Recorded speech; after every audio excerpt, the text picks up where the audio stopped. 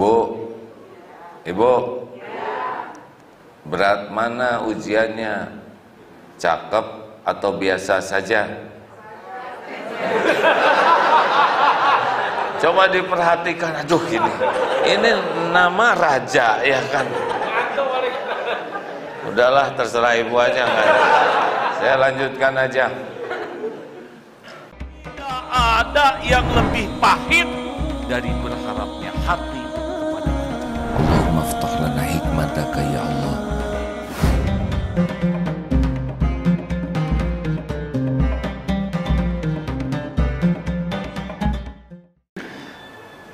Jadi mulai sekarang biasa saja. Nah, yang kita kagum itu kalau orang diberikan topeng tadi, casing tadi, dan membuat jadi makin takwa, makin yakin ke Allah, makin patuh ke Allah, makin pasrah ke Allah, dan makin banyak manfaatnya. Nah, itu yang mengagumkan kita, ya. Itu ketua RT. Ketua RT dengan presiden sama tidak?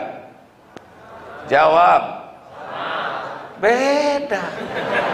Satu RT, satu negara. Gimana kok jadi sama beginian? Coba ketua RT dengan presiden sama atau tidak? Beda. Satu ketua RT, satu lagi ketua negeri, ya. Sekali lagi pertanyaannya, ketua RT dengan presiden sama atau tidak? Sama. Sama-sama ciptaan Allah, sama-sama diangkatnya oleh Allah, sama-sama diuji oleh Allah. Mana yang lebih berat cobaannya, jadi ketua RT, jadi presiden? Ini mah jawabnya saya ininya seperti perlawanan hadir.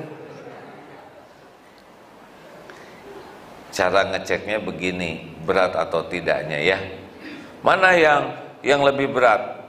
Ketua RT atau menjadi presiden? Caranya begini. Mana yang lebih berpeluang kotor hati? Itu ujiannya di sana. Lebih berpeluang jadi sombong, jadi hansip atau jadi jenderal? Iya, pangkat kopral atau jenderal. Makin tinggi pangkat, kalau tidak hati-hati, peluang tidak lulusnya makin besar. Tidak lulus itu apa? Jadi makin kotor hatinya. Karena lulus itu qalbun salim. Yauma la yanfa'u malu wala banun illa man atallaha biqalbin salim. Ingat, hari tiada manfaat harta dan anak-anakmu kecuali orang yang berjumpa dengan Allah biqalbin salim. Jadi yang lulus itu adalah yang paling bersih hatinya. Wah, kalau gitu saya nggak mau jadi jenderal. Ya siapa yang nakdirin? Allah yang nakdirkan ya. Kalau Allah mau takdirkan jadi itu Pak. Walaupun masuk akabri sama-sama, tapi ketentuan Allah si fulan bakal jadi jenderal, jadi. Dan itu adalah ujiannya. Coba yang bikin wajah kita siapa? Yang bikin badan kita siapa? Yakin? Mana yang berat ujiannya? Jadi orang biasa-biasa aja atau orang yang cakep? Jawab. Yang berat ujiannya gimana, Han? Lelaki jadi orang biasa aja atau yang ganteng?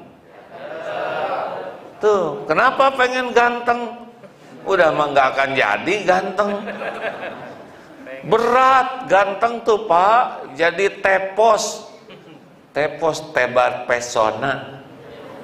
Oh iya, makin kita diberikan kegantengan, pengen. Kalau wanita cantik, pengen orang tahu cantik. Makanya menderita kalau nambah tua, karena takut hilang cantiknya. Makanya di status tuh potret-potret zaman dulu yang dipasangnya. Hati-hati tuh, di potret udah potretnya juga diarsir Pak, pakai komputer jadi mulus, tidak ada dekok-dekoknya ya. Tidak ada keriput-keriputnya. Nah, ini kan seni kebohongan publik. Halo? Coba yang otot kawat, balung besi, leher beton, makin bagus badannya, pasti pengen diketahui orang. Ya kalau kurus kering mah rada malas pakai kaos ketat ya kan, ketahuan. Maaf, saya nggak berani ngomong ya. Jangan dibayangkan. Kenapa beberapa wanita suka ya begitulah ya, pakaiannya jadi serba kekurangan karena ingin memamerkan. Jadi berat Pak diberi kelebihan itu. Jadi ujian yang berat itu sebetulnya bukan kefakiran. Ujian yang berat itu adalah kemewahan. Rasulullah tuh lebih takut daripada kemiskinan, karena makin mewah kecenderungannya. Wah. Nah sekarang ya di Indonesia ini kemewahan itu membuat orang jadi korupsi, dan korupsi itu nggak pernah sedikit Pak. Jarang orang korupsi 2.000 gitu, 3.000. Coba yang kira-kira ujiannya lebih berat, lulusan SD, lulusan S3.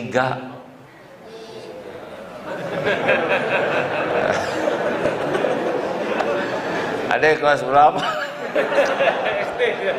SD ya? Belum lulus, pantas jujur. Baru kali ini saya mendengar kepolosan begini. Di mana-mana kalau ditanya mana yang berat ujian, lulusan SD atau lulusan S3? S3, doktor, itu hati itu berat Pak. Tapi baru kali ini saya mendengar yang berat ujian SD, karena dia SD. Belum lulus ya. Kelas berapa nak? Mau diuji enggak oleh Allah? Ya ada-ada aja. Alhamdulillah, semoga diberi kekuatan ya deh ya. Tapi beliau jujur loh hadirin ya, berat ujian SD itu karena beliau SD ya. Masya Allah. Bu, Ibu, berat mana ujiannya? Cakep atau biasa saja? Coba diperhatikan, aduh ini nama raja ya kan. Udahlah terserah ibu aja kan. Saya lanjutkan aja. Sama Pak, mana yang lebih berat? Jadi penceramah atau jadi pendengar? Berat. Ujubnya merasa lebih soleh, sombongnya gampang menganggap remeh orang lain, dengkinya lihat penceramah yang lain, riaknya melihat jamaah banyak merasa sukses, padahal jamaahnya satu yang dengar, jamaahnya 1.000, 100.000, sama apa? Sama-sama yang menilai adalah Allah. Ini alhamdulillah masjidnya pas lah ukurannya. Saya nggak nyebut kecil ya. Coba Pak, ini ya maaf ya, mana yang berat ujiannya? Diundang oleh Musola Al-Ikhlas atau diundang di Masjid Istiqlal? Ujiannya berat yang mana Pak? Istiqlal. Diundang ceramah di Masjid Istiqlal di depan, waduh itu kalau enggak hati itu merasa, wah saya ini orang spesial. Diundang di Istana Negara, waduh kadang-kadang hati itu diundang, para menteri semua mendengar, para jenderal memperhatikan, para duta besar. Waduh, kalau enggak tuh naik hati tuh. Diundang di Kampung Cikemeh misalkan ya. Dengan yang menyimak beberapa tukang roti dan cireng, aci goreng. Itu sama, Pak. Yang menilai itu Allah Subhanahu wa ta'ala, tapi ujian lebih berat. Jadi kalau misalkan dai kondang, itu lebih berat ujiannya daripada dai yang jalan ke sana sini, tidak ada medsos, tidak ada yang milem ya, dia tidak punya followers, tidak ada IG, pergi ke gunung sana, di sana ngajarin 2-3 orang, padahal boleh jadi di sisi Allah tuh ini waliullah, kekasih Allah. Adik-adik, jangan pengen jadi dai kondang, gak ada apa-apanya. Jadi dai yang dicintai Allah, udah cukup. Mau terkenal, tidak terkenal, tidak penting sama sekali. Yang pengen terkenal, kenapa pengen kenal? Dunia.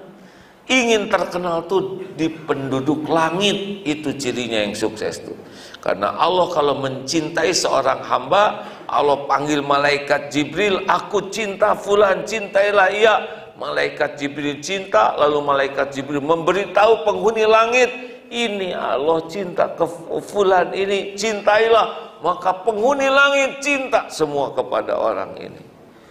Lalu diturunkan ke bumi ini rasa, sehingga binatang-binatang semua. Makanya kalau orang waliullah meninggal ya, bisa jadi kekasih Allah, kecuali hatinya hanya berharap dari Allah. Kalau masih berharap dipuji orang, dikagumi orang, diperlakukan spesial oleh orang, oh dilulukan orang, lu siapa? Lu siapa? Ini juga menjadi hijab. Belum tentu followernya banyak di sisi Allah disukai. Oh, mikir semua. Mana yang berat ujian? Jadi makmum atau jadi imam? Imam. Halo imam, imam langsung berat jadi imam. Berat hadirin. Kadang ini saya bukan menilai beliau ya, karena takdirnya beliau memang jadi imam di sini. Tapi saya rasa ya, kalau lagi saya ngimamin gitu, aduh, susah itu mau bersih hati. Kadang-kadang ingin dipuji, ada aja di hati itu ingin dipuji, tahsinnya. Jadi selama sholat tuh mikirin tahsin aja terus, bukan ingat ke Allah, makhrajnya, tajwidnya. Kadang-kadang ingin kelihatan kitanya lagi khusyuk. Bismillahirrahmanirrahim. Pengen kelihatan khusyuk, padahal khusyuknya tuh kepujian orang. Khusyuknya tuh ingin dilihat khusyuk. Bukan khusyuk ke Allah, tapi ingin diakui khusyuk. Ini kan tipeng-tipengan. Kadang-kadang ingin memamerkan bacaan yang panjang supaya nggak ada yang mengalahkan imam yang lain. Sampai ngegeter makmum tuh ya, rasain loh, ini ayat terpanjang. Waduh, kadang ruku dilama-lamain supaya kelihatan khusyuk. Kadang sujud lama karena lupa ini sujud keberapa ya. Waduh, ujian, malu, mau bangkit malu ya. Ini udah belum Rabbik Firlinya ini ya. Astagfirullah, berat. Mana yang lebih berat ujian? Jadi ketua DKM atau jadi marbot bagian gosek-wesek? Yang berat marbot ya, karena bagian gosek-wesek. Tapi ujian hati. Jadi di sini yang berat itu hadirin, bukan di ototnya ya. Karena innallaha la yanzuru ila suwarikum wa amwalikum walakin yanzuru ila qulubikum wa a'malikum. Sesungguhnya Allah tidak melihat casing, karena itu Allah yang menghendaki ya, rupa dan harta, tapi Allah melihat hati dan amalmu. Makanya jangan bangga dikasih dunia tuh ya. Bukannya bangga, tapi berlindung ke Allah. Ya Allah, anak hafal juz 30, hafal 30 juz, itu ujian besar. Disebut Al-Hafiz itu ujian. Padahal belum hafal, belum mutkin, baru hafal setoran, tapi udah keburu merasa saya hafiz, senang disebut sebagai Al-Hafiz. Perih di sini kalau nggak disebut hafiznya. Misalkan namanya Abdurrahman, biasanya kepada Al-Hafiz Abdurrahman berbunga-bunga. Tiba-tiba disebut kepada Abdurrahman, hafiznya mana?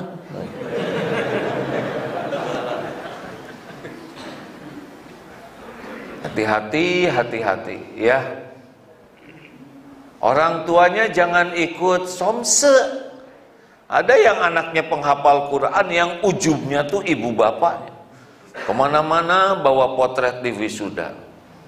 Waktu anaknya di wisuda, alhamdulillah anak saya sudah hafal 30 juz. Kalau alhamdulillah itu bagus, yang jangan itu ujubnya.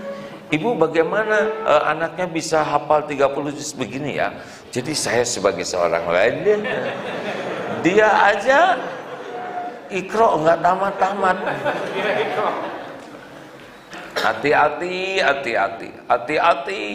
Apalagi anaknya disebut syekh gitu ya. Aduh, kadang-kadang naik ujian tuh.